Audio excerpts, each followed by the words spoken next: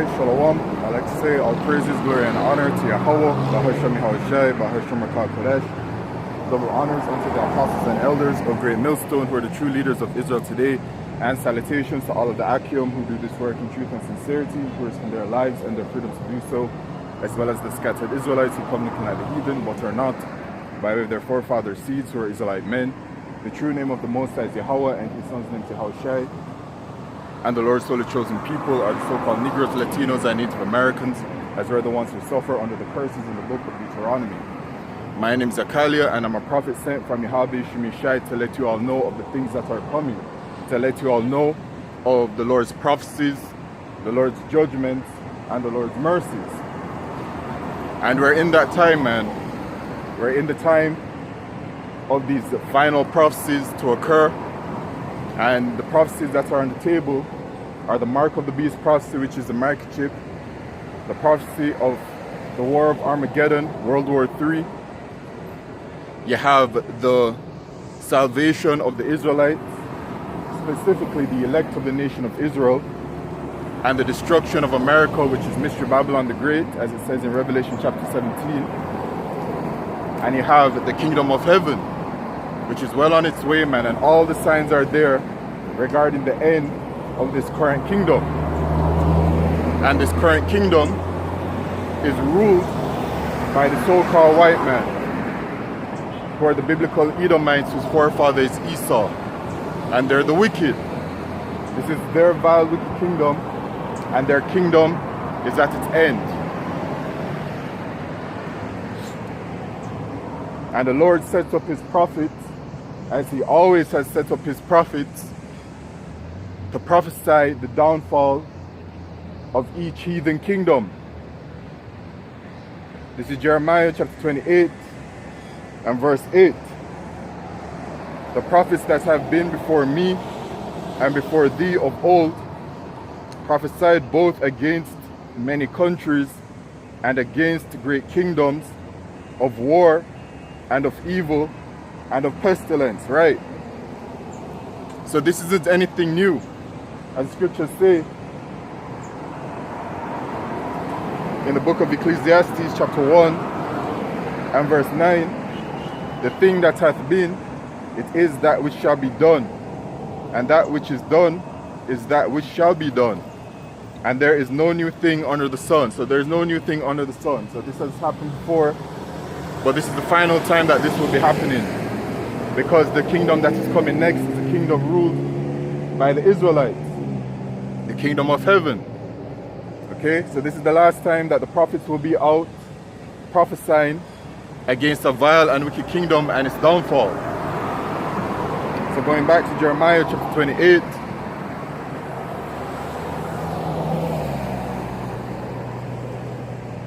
and verse 8, the prophets that have been before me and before thee of old prophesied both against many countries and against great kingdoms, of war and of evil and of pestilence. And now we're prophesying the downfall of the kingdom of the Edomites, the so-called white man. Esau Edom is in his blessing, and that blessing was given unto him by our forefather Isaac. Let's get the account in the book of Genesis.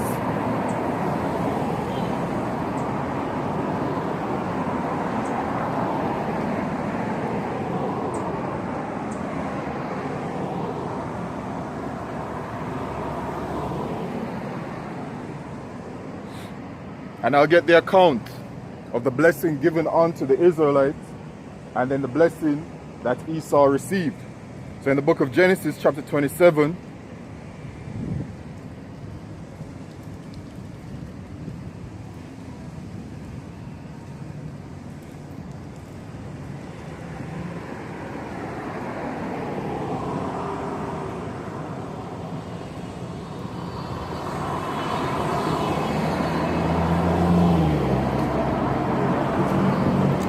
Alright, so when it was that Esau was to receive his blessing, being the elder son,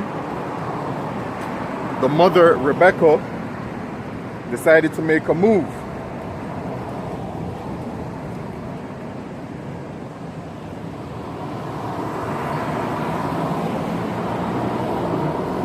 So I start at Genesis 27 and verse 15.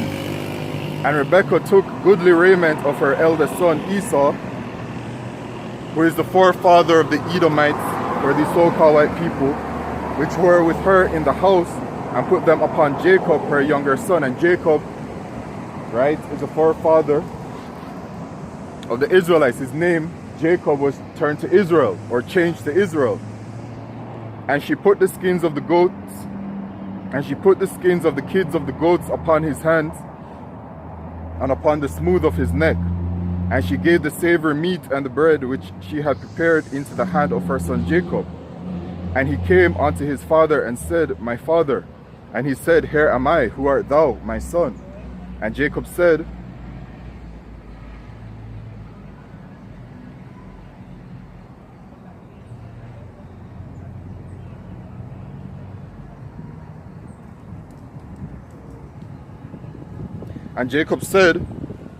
unto his father, I am Esau, thy firstborn. Now keep in mind that Jacob's name in the Hebrew is Yaquab, which in the Hebrew at age 3290 in the Strong's says Jacob equal heel holder or supplanter. Alright, and he's the heel holder because it's symbolic, because Jacob is going to be pulling Esau out of power, dragging him out of power. Alright, when the children were born, Jacob and Esau, Jacob was the second son and he held on to Esau's heel. And that is what is coming up, man. When Yahushua returns, Yahushua is going to remove the Edomites out of rulership. Alright, so Jacob is the supplanter. So this all happened through the spirit and power of Yahweh Shemishai. For anybody that may be thinking, oh well, Jacob's a deceiver or whatever else, the Lord chose it to be this way. And who can question the will of Yahweh Shemishai? None. Okay? So it says, and he came unto his father and said, My father. And he said, Where am I? Who art thou, my son? And Jacob said unto his father, I am Esau, thy firstborn. I have done according as thou badest me. Alright.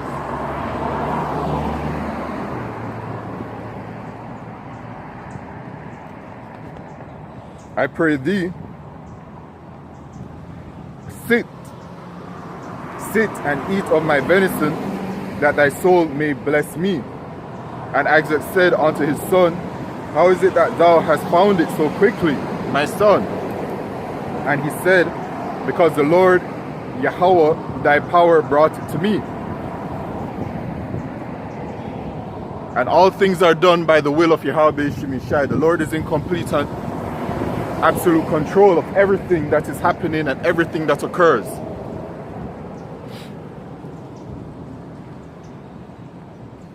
And Isaac said unto Jacob, Come near, I pray thee, that I may feel thee, my son, whether thou be my very son Esau or not. Right, because Esau, the scripture says in Genesis chapter 25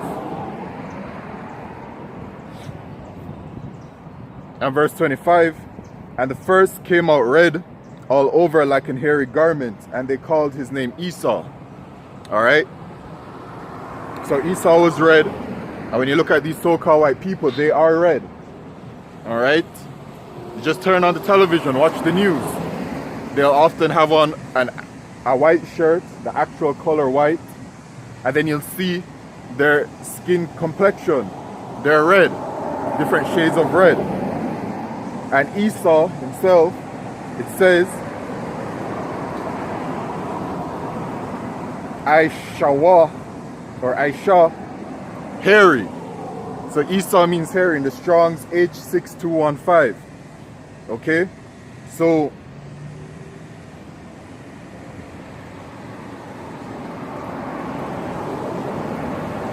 going back to it in Genesis chapter 27,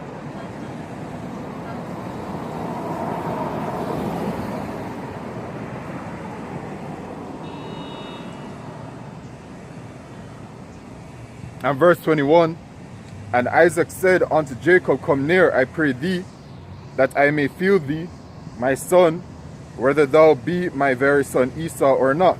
Right? Because Esau is hairy, was hairy, and is still hairy. And Jacob went near unto Isaac, his father, and he felt him and said, the voice is Jacob's voice, but the hands are the hands of Esau. And that's why Jacob was given that that raiment made from the skins of the kids and of the goats upon his hands. Okay? And Jacob went near unto Isaac his father, and he felt him and said, the voice is Jacob's voice, but the hands are the hands of Esau. And he discerned him not. So Isaac couldn't tell the difference, because his hands were hairy as his brother Esau's hands. So he blessed him. And he said, art thou my very son Esau? And he said, I am. And he said, bring it near to me, and I will eat of my son's venison, that my soul may bless thee. And he brought it near to him, and he did eat. And he brought him wine, and he drank. And his father Isaac said unto him, come near now, and kiss me, my son. And he came near, and kissed him, and he smelled the smell of his raiment, and blessed him, and said, see, the smell of my son is as the smell of a field, which the Lord Yahweh hath blessed.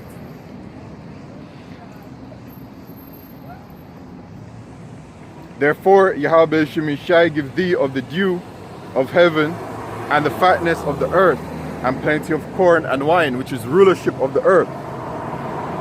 Let people serve thee, and nations bow down to thee. Be Lord over thy brethren, and let thy mother's sons bow down to thee. Cursed be everyone that curseth thee, and blessed be he that blesseth thee. So Jacob received the ultimate blessing, which is complete rulership over the world, the earth, and over the rest of the nations. We are the sons of God. And it came to pass, as soon as Isaac had made an end of blessing Jacob, and Jacob was yet scarce gone out from the presence of Isaac his father, that Esau his brother came in from his hunting. And he also had made savory meat, and brought it unto his father.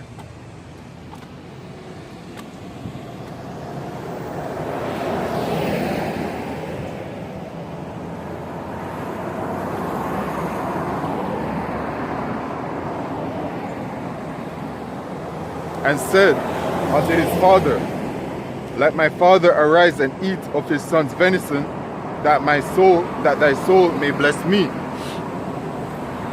And Isaac his father said unto him, who art thou? And he said, I am thy son, thy firstborn Esau. And Isaac trembled very exceedingly, and said, who? Where is he that hath taken venison, and brought it me?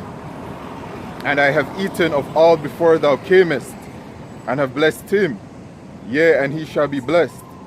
And when Esau heard the words of his father, he cried with a great and exceeding bitter cry, and said unto his father, bless me, even me also, O my father. And he said, thy brother came with subtlety, and had taken thy blessing. And he said, is not he rightly named Jacob? For he hath supplanted me these 2 times. He took away my birthright, and behold, now he hath taken away my blessing. Right, Jacob's name. And Omen Nomen.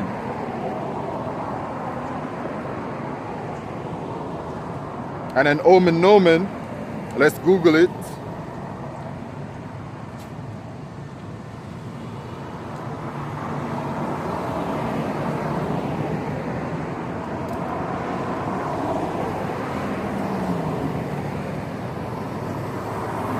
I'll take it from the AI overview. Omen nomen is an incorrect pairing of the words omen and nomen. The correct Latin phrase is nomen est nomen, est, which translates to the name is an omen or the name is a sign.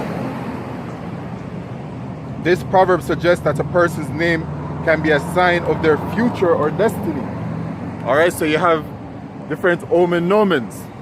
Like Yahushai. Yahushai is named, he is the deliverer, or he delivers.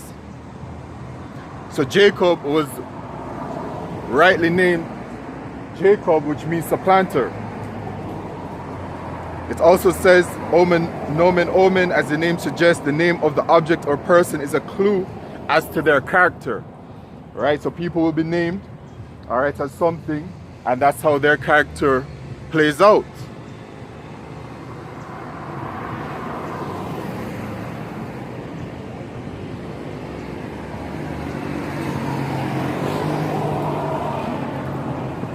So Genesis chapter 27 and verse 36, and he said, is he not rightly named Jacob, for he hath supplanted me these 2 times.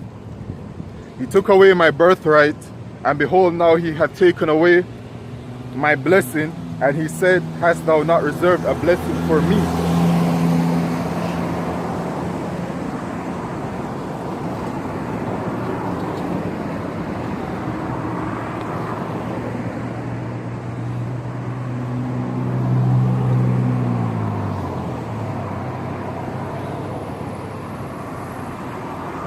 And Isaac answered and said unto Esau, behold, I have made him thy lord, and all his brethren have I given to him for servants.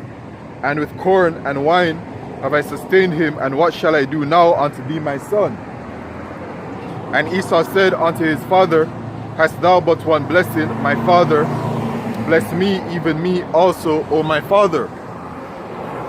And Esau lifted up his voice and wept. And Isaac his father answered and said unto him, behold, thy dwelling shall be the fatness of the earth, and of the dew of heaven from above. So Esau, the so-called white man, he was given the blessing of rulership of the earth. And by thy sword shalt thou live.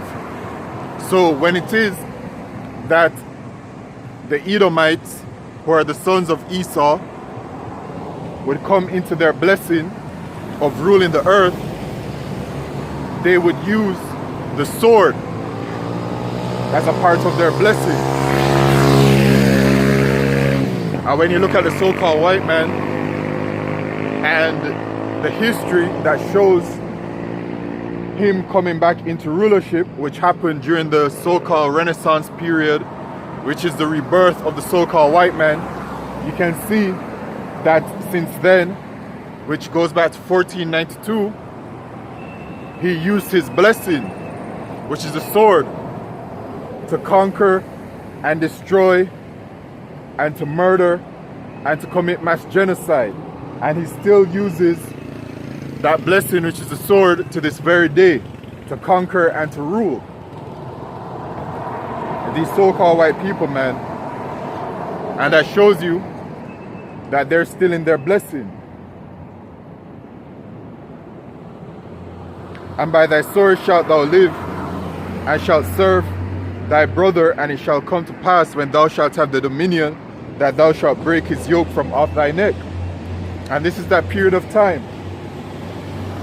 The Edomites are in rulership, the so-called white man, and we, the Israelites, are at the bottom as servants unto him.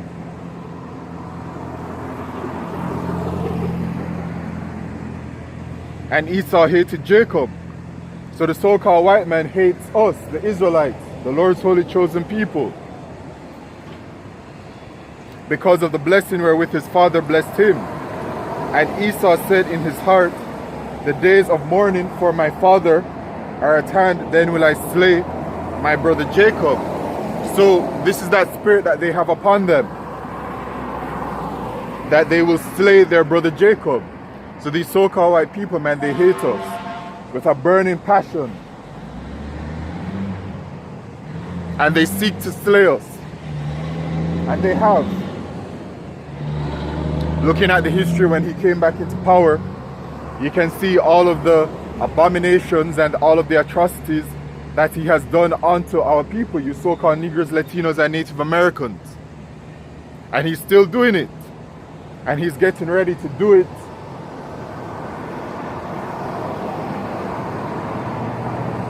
in these final days, which are the days of Jacob's trouble, which Jacob's trouble has started. Jacob's trouble is a time like never before upon us as a nation. And he's going to be doing his final level of hatred and slaying upon us in these final days. And it's going to be really brutal unto our people who refuse to repent, who refuse to return to our power. Yahweh Shemishai, the judgments that are coming are for you, you wicked unbelieving Israelites, man. And then the heathen are nothing but, you know, entities that will simply just face the judgment as well. Alright, because Jacob's trouble is everybody's trouble. Jacob's trouble is going to come with famine and true and actual pestilence that is going to destroy and ravage the people, and the sword and plagues and destruction and calamity.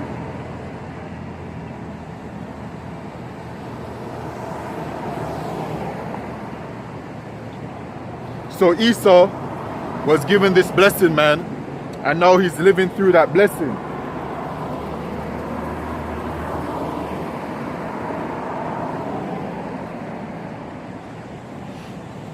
And the Edomites, they have had 3 periods in which they have ruled.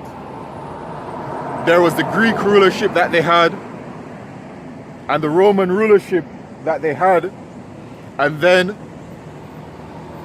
in Revelation chapter 20 and verse 1 it says, "And I saw an angel come down from heaven, having the key of the bottomless pit," which is talking about Europe, "and a great chain in his hand. And he laid hold on the dragon." Right, the chain is something that is symbolic of, you know, restraining somebody or something. "And he laid hold on the dragon, that old serpent, which is the devil and Satan, and bound him 1,000 years. Now, this is talking about the so-called white man. And as you can see, the scriptures label him the old dragon. Salah can label him as a dragon and that old serpent, because Esau, Edom, the so-called white man, has the spirit of the serpent upon them, which is the spirit of lies and deception. This is how they're built, which is the devil, right? So they are the devil the Bible speaks of, which is the deceiver. As they deceived the entire world, man, when they came back into rulership, into the fullness of their blessing in 1492. That old serpent, which is the devil, and Satan, which is the adversary. The adversary to whom? The adversary to Yahweh Shemishai and to the Lord's people, who are the Israelites, and bound him 1,000 years. So he was bound for 1,000 years. So after his Roman rulership, the Edomites, you know, they lost that rulership, and then the Byzantine Empire came about, which is also known as the Dark Ages. This period of time, the Israelites were actually ruling, and there are many historical images and accounts and proof of this. You can Google, for example, the Russian icons, which will show you images of Negro-looking individuals in a position of rulership, and in many of the images you'll find and see that those who look like the so-called white man are clearly in a lesser position, sometimes kneeling down, etc. But you can clearly see that Israel was ruling. But that period of time, to make it clear, was not our blessing. Right? The same way how the Greek and Roman rulership, that was not Esau's full blessing. That was just him ruling. Okay? He came into his full blessing, as it says now, and bound him 1,000 years. So he was bound for the 1,000 years during the Byzantine Empire and the Dark Ages, so called. And then he came back and cast him into the bottomless pit, which is Europe, and shut him up and set a seal upon him, that he should deceive the nations no more till the 1,000 years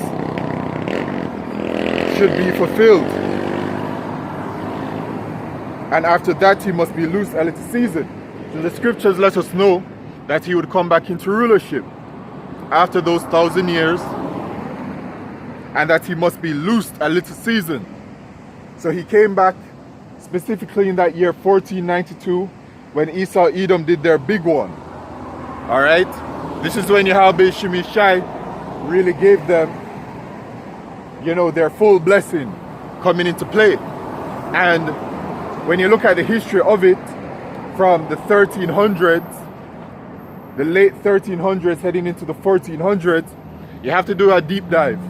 But if you do that deep dive, you will see that they were gradually coming back into power, right? They were gradually coming into their blessing, or rather heading into their blessing, to put it that way, right? Where you could see that the people who were ruling, right, which are our people, were starting to lose power, and they were starting to gain power.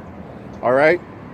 So it says he must be loosed a little season. So he came into power in that 1492. And in 1492,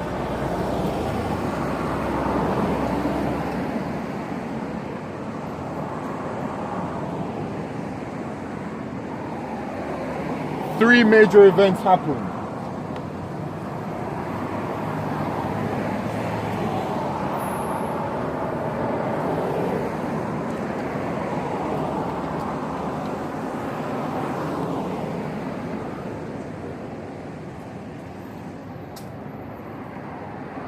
You have the first thing that happened was the fall of Granada, right? Which was our people, you know, showing the end of our people ruling during that, you know, Byzantine Empire, so-called Dark Ages, right? So the fall of Granada happened at the beginning of the year in January. It says January 2nd. And then in that same January, so this all happened very quickly in 1492, as soon as the year started, as they call it. Okay? Then Christopher Columbus made his proposition to head over to the Americas.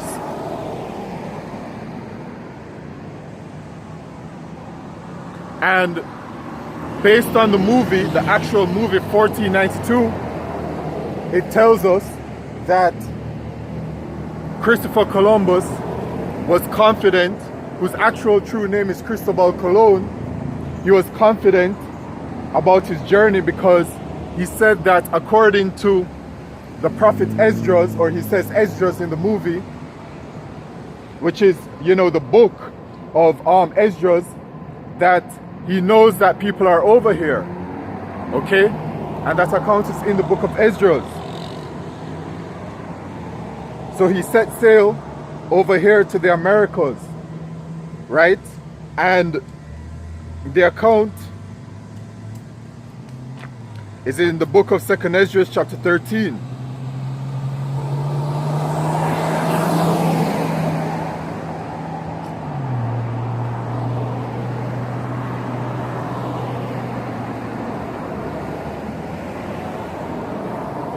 The Edomites knew, based on the scriptures, that there was land over to the west and that there were people dwelling there.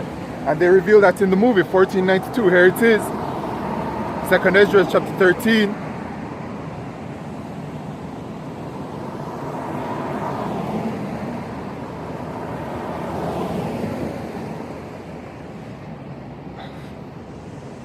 And verse 39, and whereas thou sawest that he gathered another peaceable multitude unto him, those are the 10 tribes which were carried away prisoners out of their own land in the time of Hosea the king, right?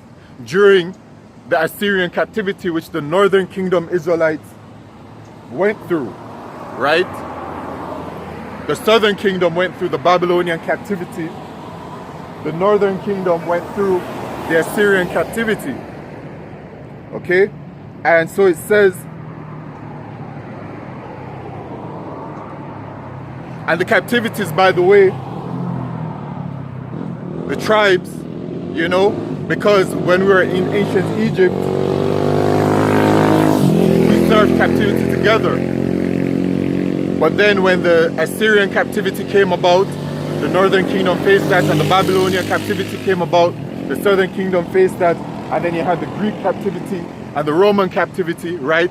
And according to the scriptures, the northern kingdom were already over here, right? And then it is not until this captivity here,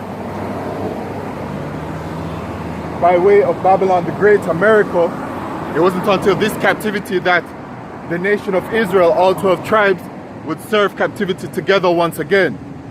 Okay? So those are the 10 tribes. And when it says 10 tribes, because when you look at, you know, the 12 tribes of Israel, you have the 9 tribes which are of the northern kingdom, and then you have 3 tribes which are of the southern kingdom. But it says 10 tribes because you have the 9 northern kingdom tribes, and then you have the tribe of Levi that was with them. Because the tribe of Levi remained with both tribes. Though the tribe of Levi is the southern kingdom, the tribe of Levi are the priests of the nation of Israel, right? So the tribe of Levi was still with the northern kingdom. So that's why it says 10 tribes. So it's the 9 tribes of the northern kingdom plus, you know, part of the tribe of Levi, okay?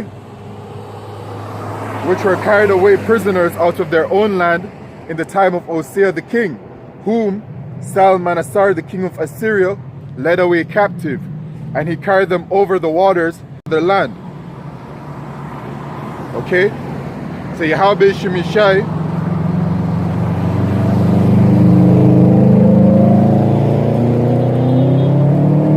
led the northern kingdom to the west, but they took this counsel among themselves that they would leave the multitude of the heathen and go forth into a further country where never mankind dwelt,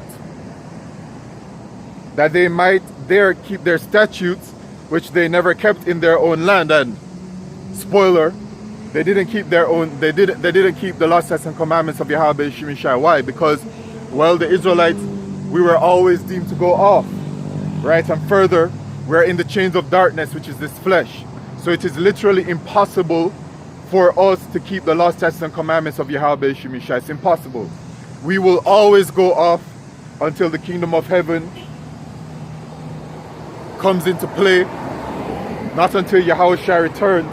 And then Hebrews chapter 8, right? The Lord will reprogram us, right? To program us back again to our natural being, which is that we are the sons of Yahweh Shemishai, right? That we follow the law, statutes, and commandments perfectly, that we don't go off, that we don't sin, okay?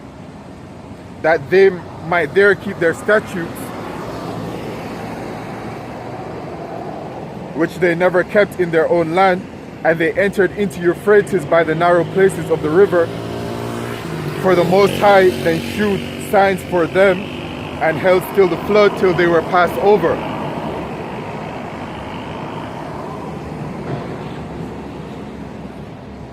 For through that country there was a great way to go, namely 1.5 years. So it took them 1.5 years of travel through the seas. Can you imagine? And the same region is called Arsareth. So America is that land, okay? And it was not inhabited, man. So when the northern kingdom arrived over here to the Americas,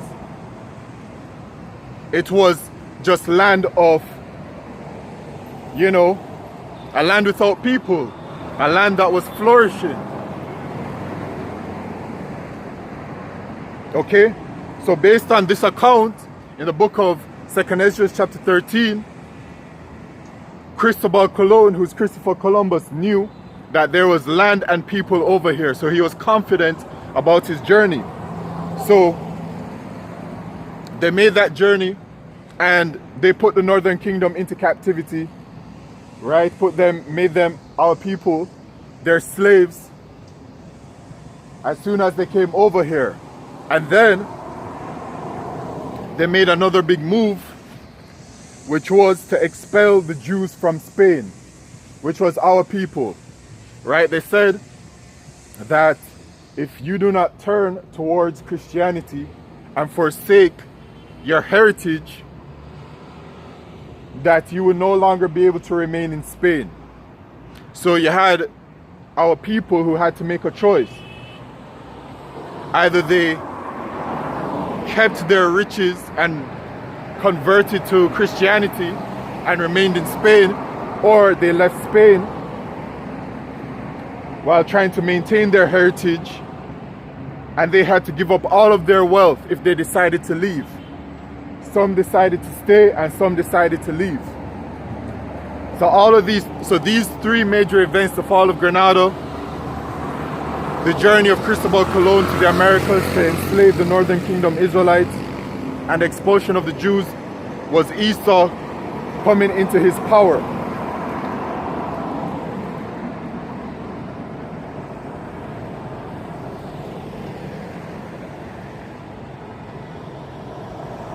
And we've been in that time. As it says in Revelation chapter 20 and verse 3, I'll read it again. And cast him into the bottomless pit, which is Europe, and shut him up and set a seal upon him, that he should deceive the nations no more, till the 1,000 years should be fulfilled.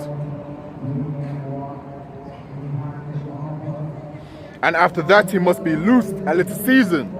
So the scriptures let us know that he shall be loosed a little season, which means that his rulership is not permanent, but temporary, loosed a little season, a little bit of time. So from 1492 to now the year 2025, the Edomites have been in the fullness of their blessing, full and utter rulership, right? And we know that when it is that they were ruling during Greek and Rome, they didn't have full and utter rulership of the world.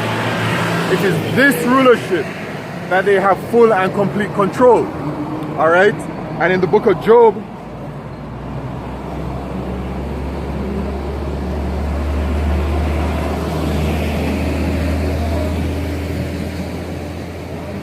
chapter 9 and verse 24, it says, the earth is given into the hand of the wicked. And who are the wicked? The Edomites.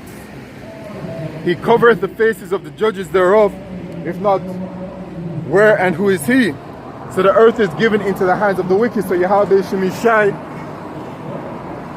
gave them complete and utter rulership, going back to the blessing that I read, right? And then you have people who would say, well, why would the Lord give the wicked rulership? And the answer is simple, because the Lord does whatever the Lord wants to do. This is simply how the Lord wanted the story to play out. And it's a very beautiful story. The best story ever. Okay? And regarding the wicked,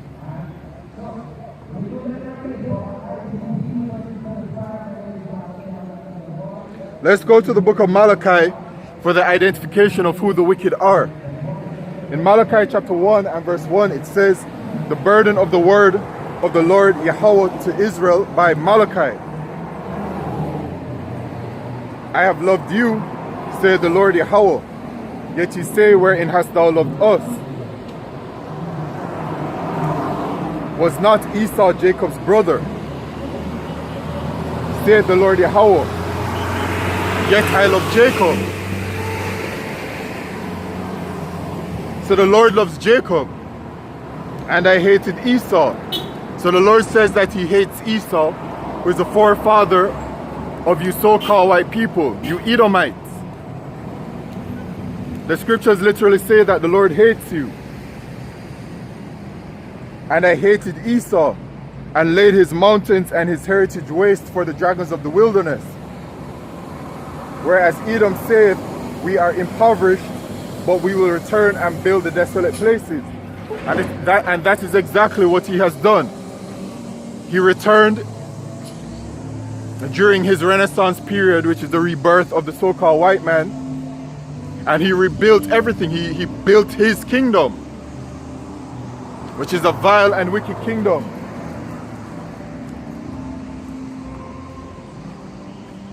So whereas Edom saith, we are impoverished, but we will return and build the desolate places, thus saith the Lord Yahweh of hosts, they shall build, but I will throw down.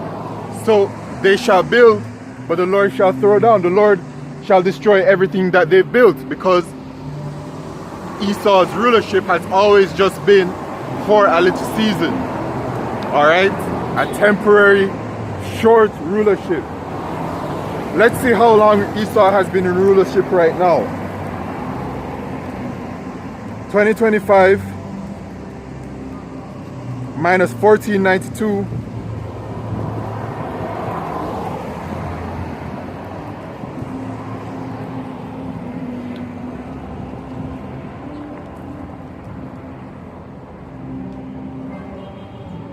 $533 years. Okay?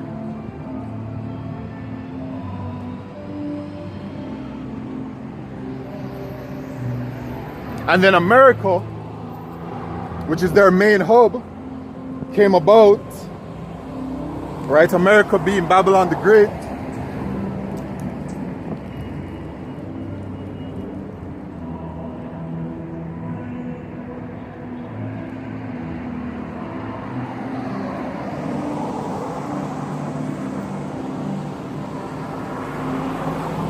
(1776). So America has been about for 249 years.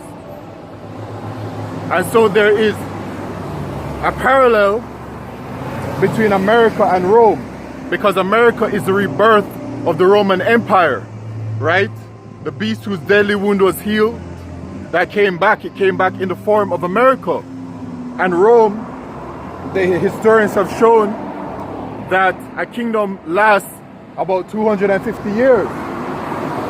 So America is on its way out, and now we're in November 2025, and look at all of what is happening in the world regarding Bible prophecy. Okay? America is on its way out, which America is the kingdom of the Edomites. Okay? So Esau's kingdom is finished, man. We're at the end of his rulership. So, going back to Malachi 1 and verse 4, whereas Edom saith, we are impoverished, but we will return and build the desolate places. Thus saith the Lord Yahweh of hosts, they shall build, but I will throw down. And they shall call them the border of wickedness. So the Lord calls them the border of wickedness. So they're the wicked. And the people against whom the Lord Yahweh hath indignation forever. So the Lord has a burning hatred for you so-called white people, you Edomites. And yes, the Edomites were created to be hated. It's as simple as that. Alright, so there are the wicked. And going back to that question that some people may be wondering, alright, well, why did the Lord put them in rulership? And I answered that the Lord does whatever the Lord chooses. And in Daniel chapter 4 and verse 17, it makes it clear. This matters by the decree of the watchers and the demand by the word of the holy ones, to the intent that the living may know that the Most High ruleth in the kingdom of men, and giveth it to whomsoever he will. So the Lord does whatever the Lord wants to do, and setteth up over it the basis of men. The basis of men. Who is that talking about? The Edomites. Right? In the book of Job it says they were base men. Alright, and then when you look at the word basis, because you have to search basis, because if you search just base in the Google,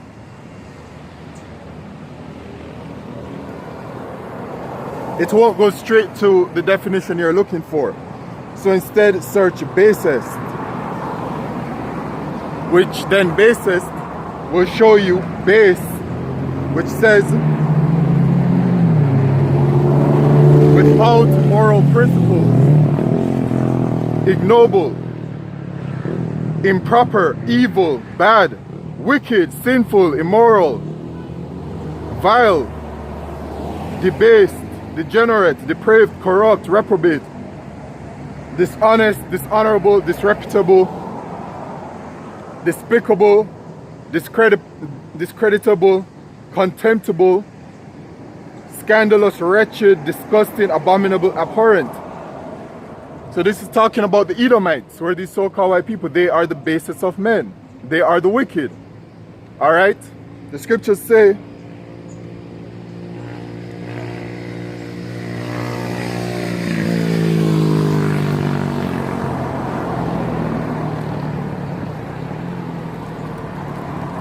in Hebrews chapter 12 and verse 16, lest there be any fornicator or profane person as Esau. None is as profane as Esau. They're the basis of men. They are sons of the wicked. Right? You have the sons of God, who are us. You have the sons of the wicked, who is Esau, Edom, the so-called white man. And then you have the sons of men, who are the other heathen besides Esau. So lest there be any fornicator or profane person, right? Profane at G 952 in the Greek, bebelos or bebelos, which says unhallowed, ungodly of men, right? So that is them, ungodly. So lest there be any fornicator or profane person as Esau, who for one morsel of meat sold his birthright. Who for one morsel of meat sold his birthright, all right? So,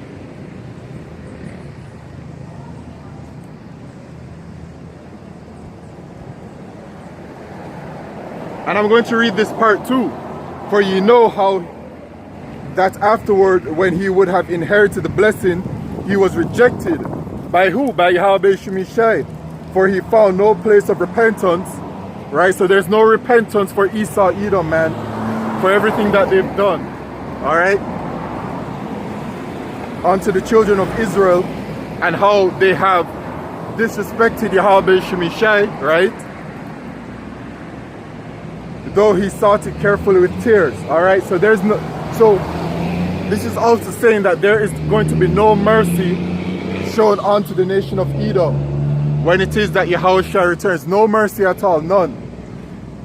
Their judgment after the end of their kingdom is that they shall go into slavery under the Israelites for 1,000 years, and then after the 1,000 years are done away with, they shall are finished, they shall be done away with as a nation. The nation of Edom will cease to exist.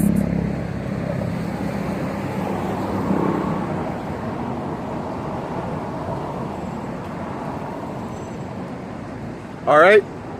So the basis of men, who are the wicked, are the Edomites. They're in rulership, man. So going back to Job chapter 9 and verse 24, the earth is given into the hand of the wicked. He covereth the faces of the judges thereof, if not where and who is he? So he was given, so he came into his blessing, and what he did during his blessing is absolute wickedness. Right? And that's how you identify them. Okay? You look at the scriptures and what the scriptures say about these people, and then you look at their nature and what they've done, and it is more than clear that these so-called white people are the Edomites, and that they're still in rulership. Look at the condition and the state of the world. While it is that the white man, so-called, has domination over the earth. And let's not be obtuse about this, because he is the one that is ruling. It is his way of life that dominates the world. His democracy, his lifestyle, his currency, his language, the way that they build, it is based off of the way that the Edomites build. The way that people dress is based off of the way that the Edomites dress. All right, the lifestyle and everything is based off of the Edomites. Why? Because they are in rulership. And it is a wicked rulership, and the people take on to their ways. And as it says in the book of Psalms, chapter 12 and verse 8, the wicked walk on every side when the vilest men are exalted. So the vilest men are exalted, who are the Edomites. And then the people of this world, because they're in rulership,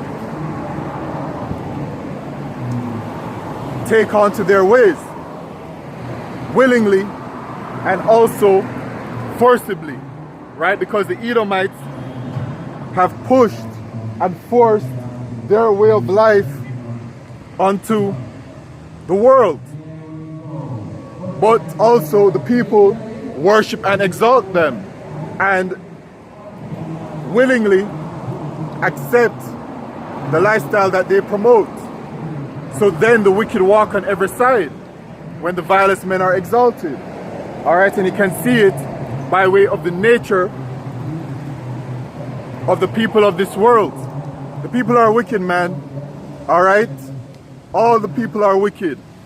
Our people are wicked, the heathen are wicked, etc. All right, but our people take on to those ways, man.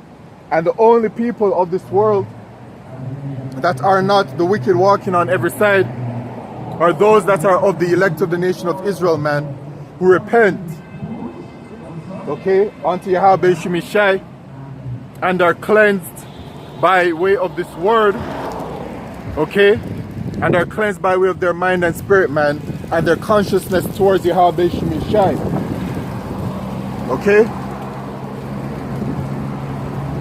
And then as well, in Proverbs chapter 29 and verse 2, it says, when the righteous are in authority, the people rejoice. And who are the righteous? The Israelites. Are the people rejoicing? No. The people are not rejoicing. The people are in mourning. The people are depressed. The people are committing suicide. The people are out there marching in the streets, protesting. They're an uproar of the people around the world, man. It says, but when the wicked beareth rule, the people mourn. So the people are in mourning. Why? Because the wicked beareth rule. And by the way, all of the protests and the uproars of the people around the world, that is a sign of the end of the rulership of the so-called white man. Okay? There are signs that we shall see pertaining to his end, according to the scriptures, and the misery of the people and the protests and the uproars that they're doing is a sign of the end of Esau's kingdom. All right? So the Edomites are the ones that are clearly in rulership, but their rulership is now coming to an end. It is at its last end. All right? And the sign of their rulership coming to an end firstly started when Yahweh Shemishai rose up his prophets. Okay? That is when Esau's kingdom started to fall, when the prophets were risen up. As it has always been, when the Lord rises up his prophets, it is only a matter of time before the kingdom comes to an end. Okay? So when the prophet Abba Bivens, who is John the Baptist, Elijah the prophet, reincarnated, was risen up by Yahweh Shemishai, that was the sign of the end of Esau's kingdom, and we've all been living through it, you know. Some of the elect, you know, as time went on, some of the elect were born again, okay, reincarnated.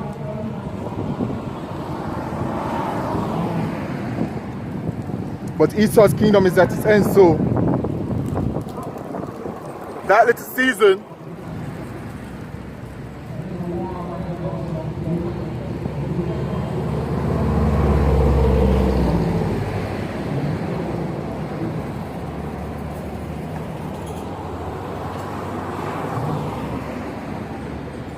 all right, that little season is upon us, but now it is going to be finished very soon. This is Job chapter 20 and verse 3, verse 4. Knowest thou not this of old, since man was placed upon earth, that the triumphing of the wicked is short, and the joy of the hypocrite but for a moment. So the triumphing of the wicked is short. Okay, so they have triumphed. They have conquered and destroyed and pillaged, and they're getting ready to do their last big one.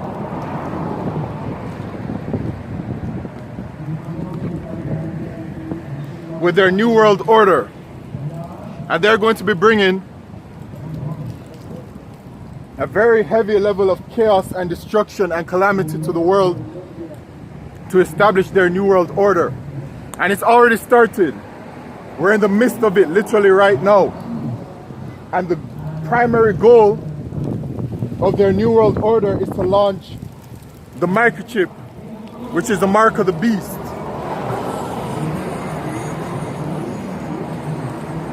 So, knowest thou not this of old, since man was placed upon earth, that the triumphing of the wicked is short, and the joy of the hypocrite but for a moment, right? Yahweh Shemishai will not allow, according to the scriptures, the wicked or the heathen to rule forever. Because all those rulerships are always just temporary rulerships. At the end of it all, Yahweh Shemishai always intended for the righteous to be in rulership, and for righteousness to be done on earth as it is in heaven. Right? That the world and the rest of the planets that are out there, as it says, you know, in the book of John, in my Father's house there are many mansions, that it would be a world and a universe, right? Governed by righteousness, which is governed by the Israelites. That is going to be the finality of the story. Not that the wicked will be in rulership forever, but that they will be brought down by Yahweh Shemishai.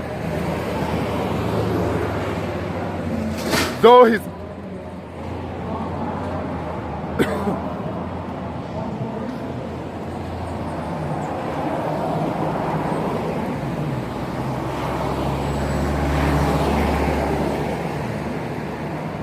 though his excellency mount up to the heavens and his head reach onto the clouds, right? Though they're in rulership,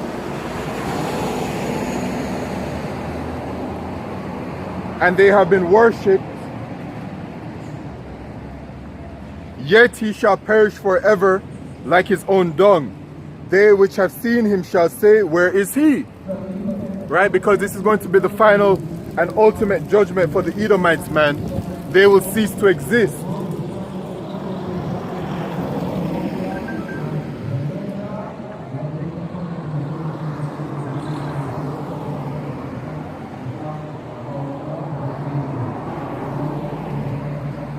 He shall fly away as a dream and shall not be found. Yea, he shall be chased away as a vision of the night. The eye also which saw him shall see him no more, neither shall his place any more behold him.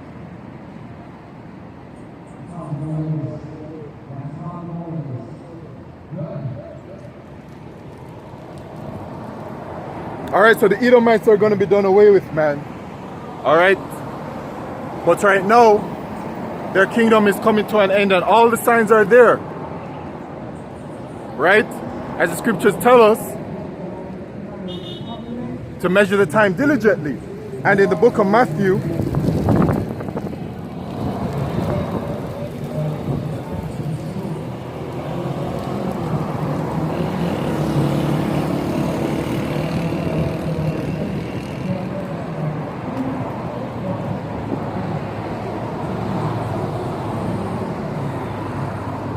this is the book of Matthew, chapter 3, Matthew chapter 24 and verse 3.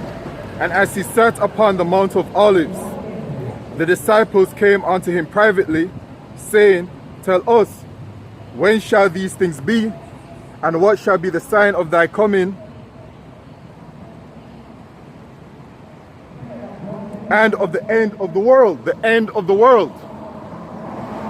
So now it's very important to go into the meaning of these words to gain a deeper understanding of what he's talking about. Because if you just read this, you say, oh, the end of the world, right? But it's not actually talking about the end of the world itself that we're inhabiting. It's talking about the end of an age.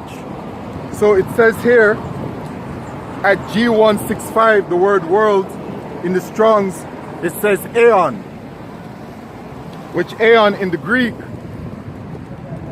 says a period of time, age. So when you read this over, you can read it as, and as he sat upon the Mount of Olives, the disciples came unto him privately, saying, tell us.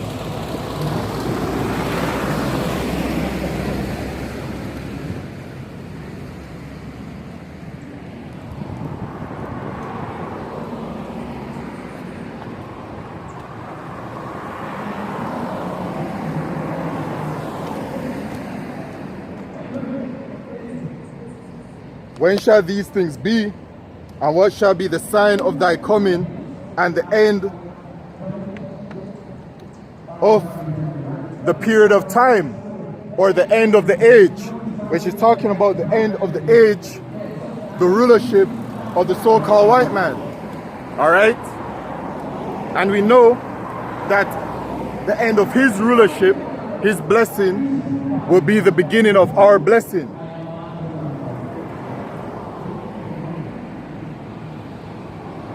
In the book of 2nd Ezra chapter 6 and verse 7, it says,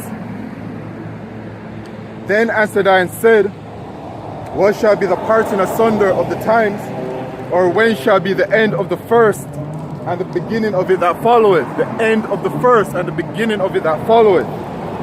And he said unto me, from Abraham unto Isaac, when Jacob and Esau were born of him, Jacob's hand held first the heel of Esau. Right, going back to Jacob's name, the Omen Nomen.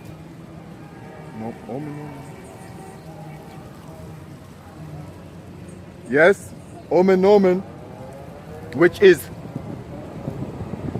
heel holder, supplanter, right? And he said unto me, from Abraham unto Isaac, when Jacob and Esau were born of him, Jacob's hand held first the heel of Esau. For Esau is the end of the world, and Jacob is the beginning of it that followeth. So we know, based on the word world in the Matthew chapter 24 and verse 3, and the rest of the scriptures and everything, that here in 2nd Ezra chapter 6 and verse 9, when it says for Esau is the end of the world, it's talking about Esau is the end of the age. Right? The end of an age is talking about the end of a period of time. And Jacob is the beginning of it that follows, because the kingdom of heaven is going to be right here on earth. All right?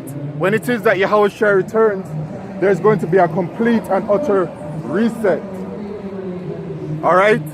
Yahweh Shemishai is going to destroy all of the works of this world and going to rebuild. And it is the heathen that are going to rebuild our kingdom. They're going to be our slaves. All right? And it says,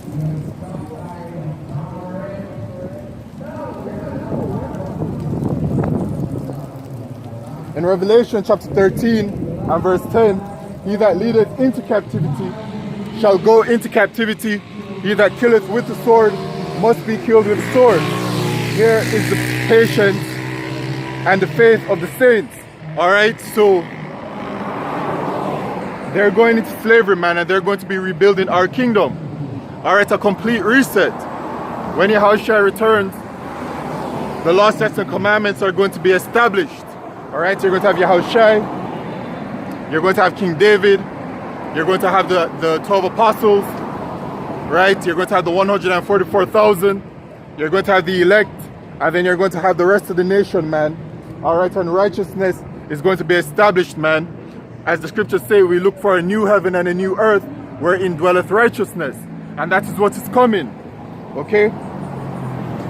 So everything that you see here, all of the works therein, is all going to be burnt up and destroyed. And the reset is going to happen. Okay? So, Esau is the end of the world, and Jacob is the beginning of it that followeth. So this is Esau's kingdom. This is his blessing, right? The fatness of the earth, the dew of heaven, and the sword, right? And next is the kingdom of heaven, right?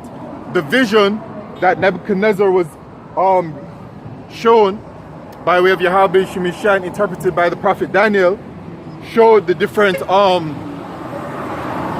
rulerships. Okay? But that statue, right? And now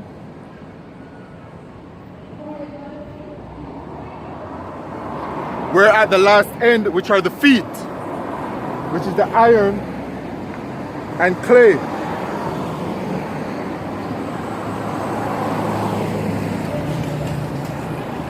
Right? The divided kingdoms headed by the revived Roman Empire. And that revived Roman Empire is America. Right? America is the main hub of the Edomites. Okay?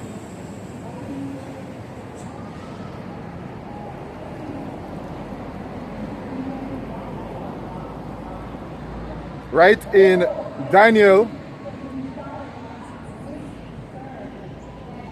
chapter 2,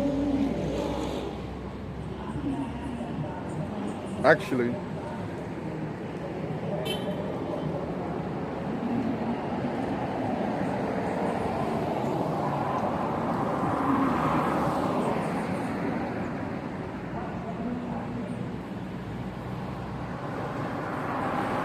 Daniel 2 and verse 41.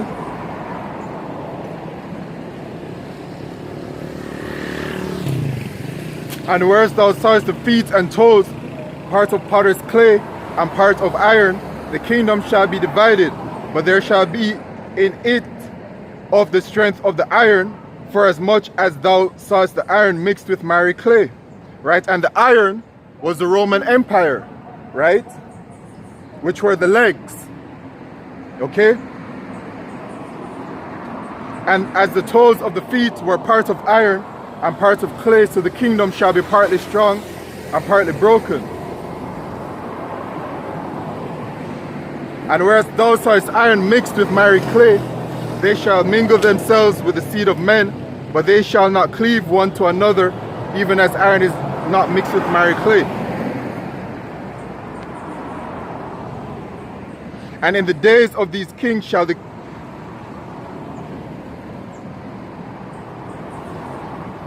power of heaven set up a kingdom which shall never be destroyed, which is coming next after the end of this kingdom, right? The feet, the iron mixed with miry clay, which shall never be destroyed.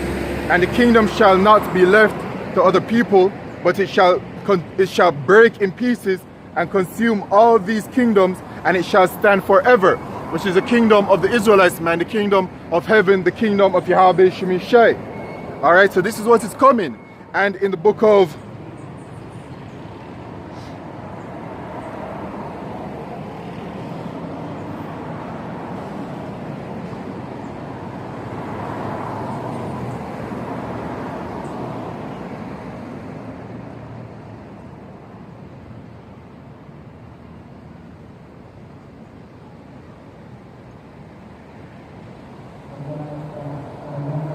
Daniel and chapter 7 and verse 18, it says, but the saints of the Most High shall take the kingdom and possess the kingdom forever, even forever and ever. So we're going to have, which goes back to the blessing given to us by our forefather Isaac.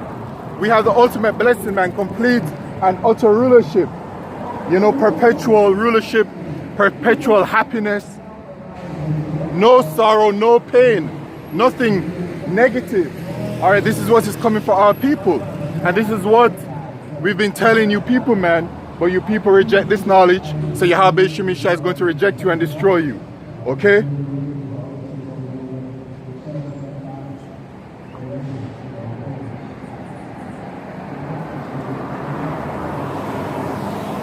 But all of this is at hand.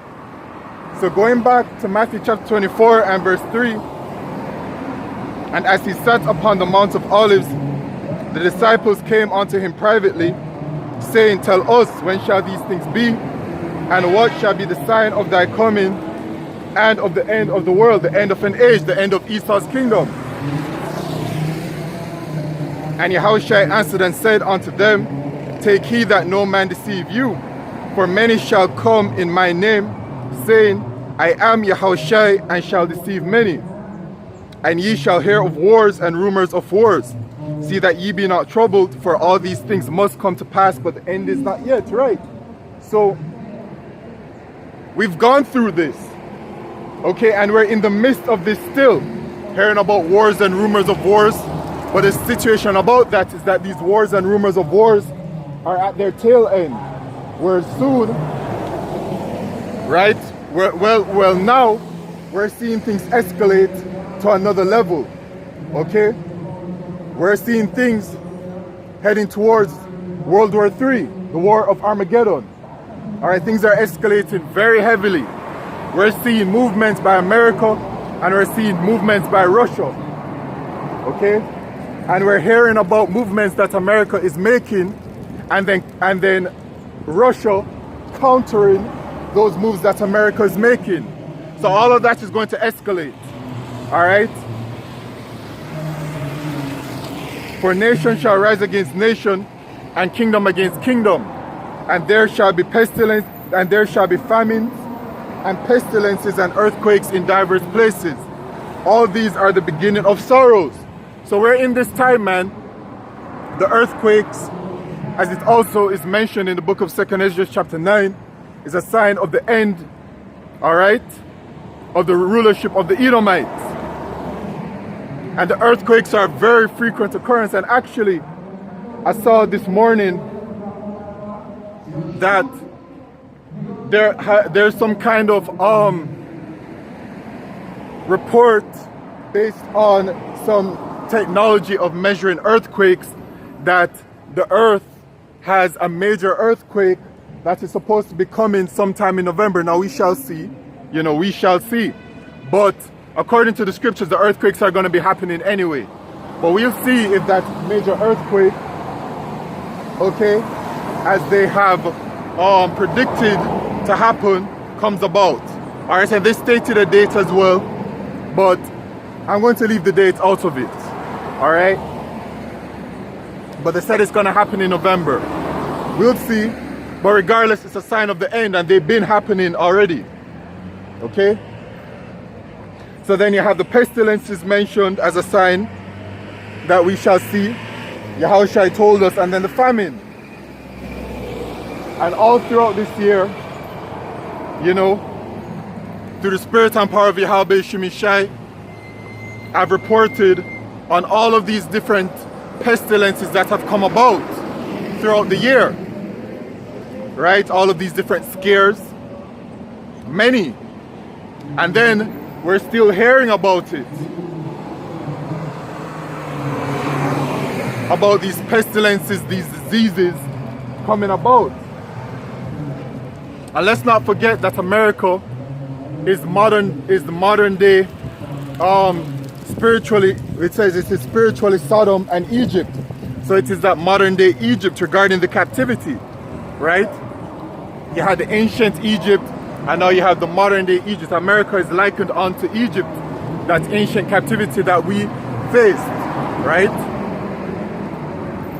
As in the ancient captivity, the northern kingdom and the southern kingdom, we served captivity together, and then it wasn't until this modern day Egyptian captivity that we once again serve that captivity together. But the point I'm making is that before Yahweh Shemishai delivered us out of ancient Egypt, the Lord brought many different plagues to America, to ancient Egypt. And so the same thing is going to happen again. The Lord is going to deliver us out of plagues and pestilence, etc. Okay, so it's coming, man, and the pestilence is going to be terrible. Now the famine. Oh, and by the way, the World Health Organization this year signed a pandemic treaty. And they've been making the announcement that there's another pandemic that is coming. They said it is not about if it is coming. They said when it is coming. They said it could be a few years. They said it could be a few weeks or a few months. They said regardless, one is coming for sure. Well, of course, because regarding the scriptures, first and foremost, it says that there will be pestilence that will be a part of the judgment in these last days. All right?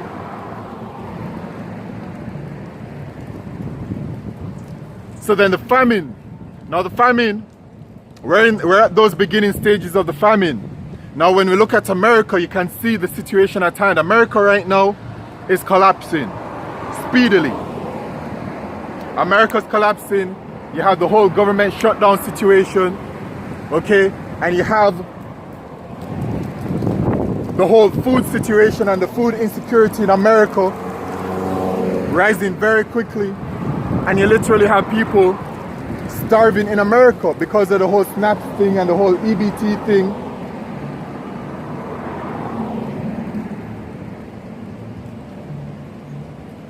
And you have the people suffering, right? And starvation and food insecurity not only comes by way of, you know, there literally being no food, but also the inflation, the ability to not be able to buy food, right? You can't afford it, so you're going to starve because you can only afford a certain portion for the month, right? And then people are losing their jobs. You know, the massive layoffs that are happening in America. And then a report came out that the layoffs that have happened in the month of October in America is the largest number that has happened since 2003. So the times that we're in have been showing, you know, things that haven't happened for a long time, or things that happen rarely, or things that are deemed unprecedented, right? These are those days, you know. In verse 8 of Matthew chapter 24, it says, all these are the beginning of sorrows. So when it says that famine and pestilence and the earthquakes are happening, Yahushua said that these are the beginning of sorrows. So great judgment is coming, man.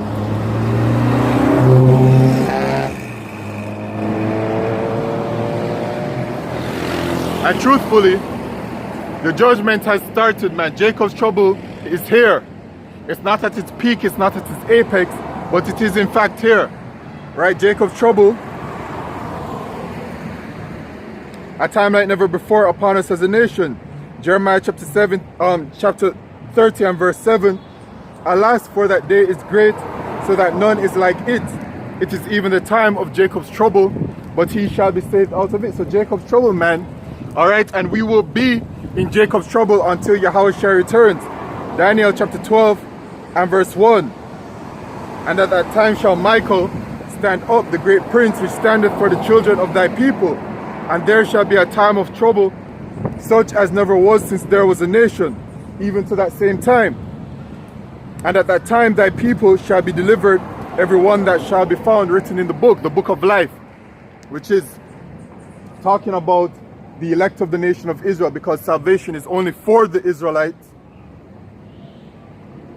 But only a portion of our people will be saved. Only a portion of our people will repent. Alright? And return to our power, Yahweh Shemishai. So there's great judgment at hand, man. And it says in the book of, you see, we are very much in the time of 2nd Ezra chapter 15, 2nd Ezra chapter 16. We're heading into that time, okay, of America being destroyed, right, and the return of our Lord Yahushua. 2nd Ezra 13, Revelation chapter 18, Jeremiah chapter 50, Jeremiah chapter 51, all right, Revelation chapter 7, Revelation. We're approaching these times, man, and all of the signs are there, and it is clear. And the scriptures say that in the last days, what do we know as these last days? The last days of the rulership of the so-called white man, that perilous time shall come in the book of 2 Timothy chapter 3. So we are in those perilous times right now, and they will only be increasing, man. So you people can continue going about your daily lives and thinking that everything is okay, and that maybe there is some recovery, like out here in Jamaica with the whole category Hurricane 5 situation, because I saw the food trucks today. I saw 3 big food trucks at one of the grocery stores. So the ships have arrived, and the grocery stores are starting to be replenished. But do not be fooled, because the famine is coming to Jamaica, right? The scriptures say it.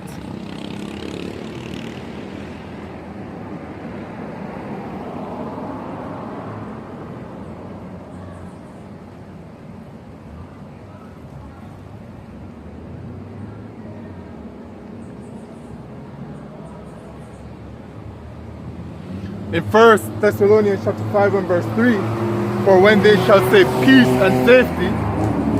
So when it is that you think that everything is okay, everything is starting to be fine again, you know, which I really don't foresee it, you know, being like how it was in previous years, where things will appear like it's getting bad and then go back to being as it was normally, right? That whole rubber band effect. You know, I foresee it continuing to get worse. We are in those days. It is in fact that time now. All right. For when they shall say peace and safety, then sudden destruction cometh upon them, and shall veil upon a woman with child, and they shall not escape. Right. So things are gonna get really bad. So besides speaking about the current times right now, heading into, you know, when Jacob's trouble starts to peak and it hits its apex, what's going to happen? The so-called white men, who are the Edomites, they're going to offer you a solution, which is going to be that microchip, which is the mark of the beast. And they're going to tell you that unless you take it, you won't be able to eat, you won't be able to get government assistance, you won't be able to get medical aid, you will be shut out from society unless you take the microchip. All right? Our people that refuse to repent and to return to our power are going to take that microchip, and then you're going to say and think, oh, everything is okay, everything is fine, right? Because then you'll be allowed into the smart cities and those 15-minute cities and those green zones, and you think that life is okay. And the scriptures say that it shall be as in the days of Noah, right?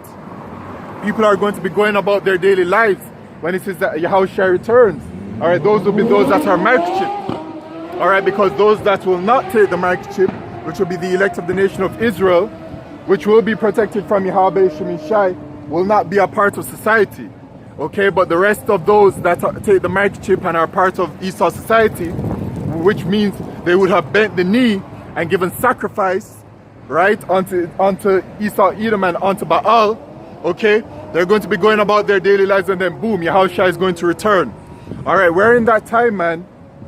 Okay, and so when you say peace and safety, you think it's peace and safety. Then Yahushua is going to return, and the missiles, the ICBM missiles, will be on their way to America. Yeah, and then you will face the second death, right? The death by way of thermonuclear fire. Okay. And you will take part in that lake of fire, man. Okay? Which is the second death. The first death was the flood by way of the water. This one is going to be by way of thermonuclear fire. A very severe judgment. America is going to be destroyed. And 2/3 of our people are going to be destroyed in America. As it says in Zechariah chapter 13 and verse 8. And it shall come to pass that in all the land, saith the Lord Yahweh, 2 parts therein shall be cut off and die, but the third shall be left therein. So 2/3 of our people, right, 2/3 of all Israelites in America are going to be destroyed, but 1/3 of our people in America are going to be saved. So every 1 in 3 Israelites are going to be saved from Yahweh Shemishai. Every 1 in 3 Israelites, okay, are going to not bend the knee to Baal, not going to give sacrifice unto the devil. And I will bring the third part through the fire, which is talking about the elect of the nation of Israel, and will refine them as silver is refined, and will try them as gold is tried, and they shall call on my name, right? The name of Yahweh Shemishai. The name of the Father is Yahweh, and the name of his Son is Yahushai. And you must know these names and sincerely believe in these names in order to be saved. And before that, you have to be an Israelite. All right? And actually, literally, only an Israelite can and will sincerely call upon the names of Yahweh and Yahushai for deliverance. Only an Israelite. Okay? Only an Israelite can be programmed to do as such. They shall call on my name, and I will hear them, and I will say, it is my people, and they shall say, the Lord Yahweh is my power. All right? So we're approaching that time, man. Okay? And so, in Matthew, and this is going to be my last precept,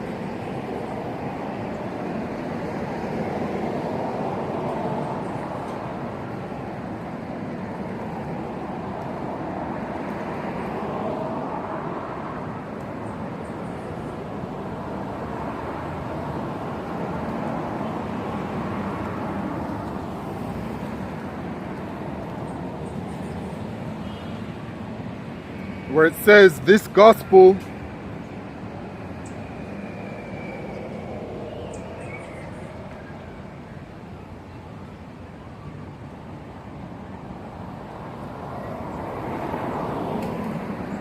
Matthew 24 and verse 14, and this gospel of the kingdom, which is what you're witnessing right now, shall be preached in all the world for a witness unto all nations, and then shall the end come.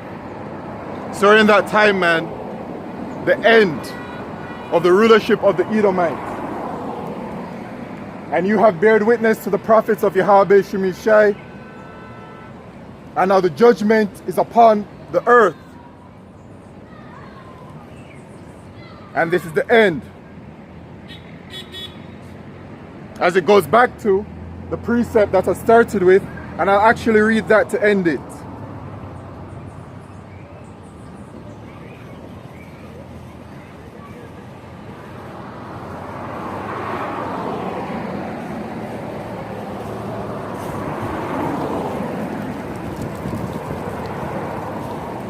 Jeremiah 28 and verse 8, the prophets that have been before me and before thee of old prophesied both against many countries and against great kingdoms, of war and pestilence, of war and of evil and of pestilence. All right, so with that, all praises, glory, and honor to Yahweh, Bahashem Yahushai, Bahashem Rakal Kodesh. And once again, double honors unto the apostles and elders of Great Millstone, and shalom unto the 144,000, and shalom unto the elect of the nation of Israel, the men, women, and children that believe our salvation is nearer than when we believe.